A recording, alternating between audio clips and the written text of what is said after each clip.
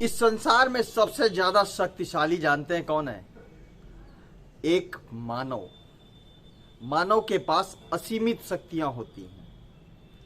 इसका जो सीधा सा उदाहरण है वह हमारे पूरे समाज में विस्तृत रूप से फैला हुआ है। केवल समझने भर की देरी है कि एक मानव के पास कितनी शक्तियां होती हैं, कितना शक्तिशाली होता है। इस पूरे सृष्टि जगत में जो धरती के अंदर का समूह प्राणी जगत है, इस जगत में मानव एक ऐसा प्राणी होता है जो सबसे सर्वश्रेष्ठ होता है। क्यों होता है वह आज मैं अपने वीडियो के माध्यम से आप सबको बताना चाहता हूँ।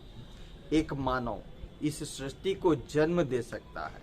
एक मानव इस सृष्टि को समूल के रूप में नाश कर सकता है। जैसे बहुत से उदाहरणों के रूप में हम आपको बताएंगे।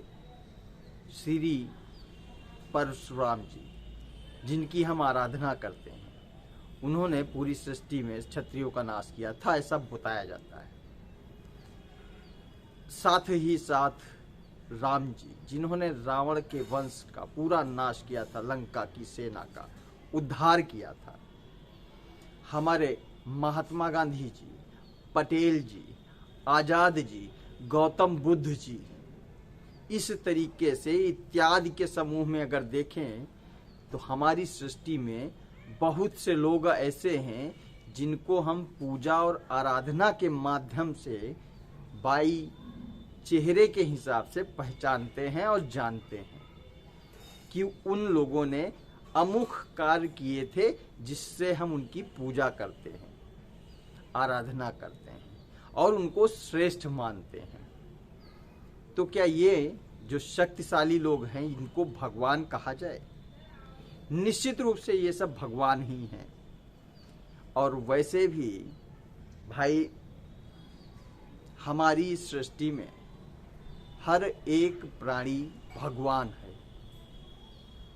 अगर इस बात को हम सही तरीके से देखें तो क्या कभी आप लोग शमशान घाट गए हैं?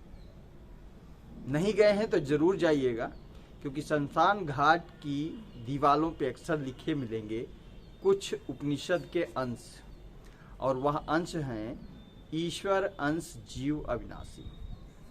ईश्वर का अंश प्रत्येक प्राणी में समाहित है। जब ईश्वर का प्रत्येक अंश हर प्राणी के अंदर उपस्थित है, मौजूद है, तो हम में, आप में, उन सब में, सभी में वही अंश विराजित होता है। अब समस्या इस जगह आती है कि आखिर हम उस अंश को पहचान क्यों नहीं पाते हैं। देखिए, जो हमारा अंश है वह हमारे शरीर को संचालित करता है, और इसी संचालन के फलस्वरूप हर व्यक्ति उसी ऊंचाई को पा सकता है जिस ऊंचाई पर वह सभी लोग थे जिनको आज की डेट पे हम पूजनीय मानते हैं।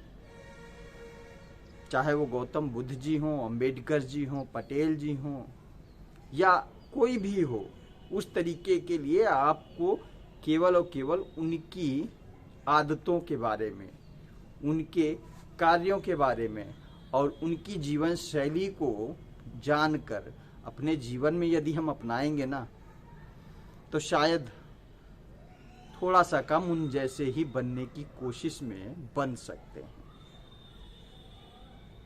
अब आप पूछेंगे, कहेंगे ये तो गलत बात है। गलत नहीं, एकदम सही बात है, क्योंकि हम सब में भी ईश्वर का वास है। अगर आप ब्रह्मचर्य का पालन करेंगे तो आप शक्तिशाली बन जाएंगे। सुबह लंबी रेस लगाएंगे तो आपके अंदर बहुत ज़्यादा दौड़ने की ताकत आ जाएगी। अगर आप जंगल में वास करेंगे तो शेर से भी ज़्यादा नोचने की ताकत आप में आ सकती है। तो हर तरीके की क्वालिटी आप में डेवलप कर सकती है, बस आपको उसके आधार पर अपनी कार्यशैली को विभाजित करना पड़ेगा।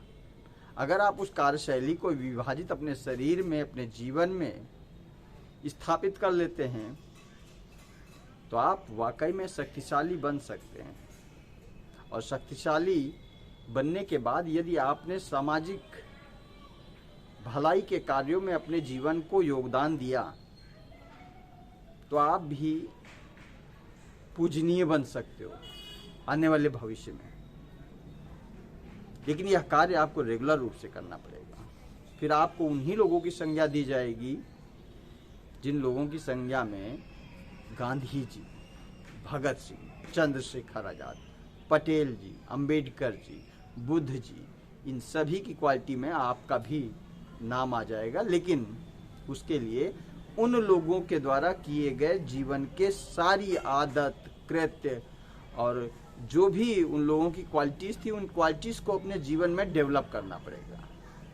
अगर आप वो सब डेवलप कर लोगे तो निश्चित रूप से आप स्वयं में इतना समाहित हो जाओगे कि आप स्वयं की सारी शक्तियों को पहचानने लगोगे।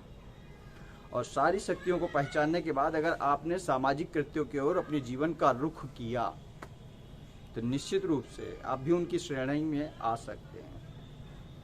बस इस जगह पर केवल इतनी बात है, जानने और समझने की कि एक व्यक्ति के अंदर कितनी क्वालिटीज होती, कितनी शक्तियाँ होती हैं। अगर देखा जाए तो एक परमाणु बम जिसे एक वैज्ञानिक बनाता है वो सृष्टि को नाश कर सकता है, बनाने वाला तो मानव ही है ना। क्या उसके अंदर, जिन्होंने इसकी खोज की, उनके अंदर क्वालिटीज नहीं थी? या पाइथागोरस जिन्होंने ज्योमेट्री, गणित के कई नियमों का उत्पन्न किया, मतलब कई प्रयोग के माध्यम से पाइथागोरस प्रमेय के आधार पर कई सारे सूत्र निकाल कर दिए जो सृष्टि के लिए जरूरी हैं, तो क्या उनकी क्वालिटीज आप में डेवलप नहीं हो सकती? हो सकती है। केवल आपको प्रयास करना है, जानना है और उस हर एक विषय को अपने भीतर इंगित कर लेना है जिसके पीछे आपका एक मोटिव छिपा हो। अगर आपको समझ में आया हो तो आगे फॉरवर्ड करिएगा आने वाली वीडियो के लिए। वंदे मातरम।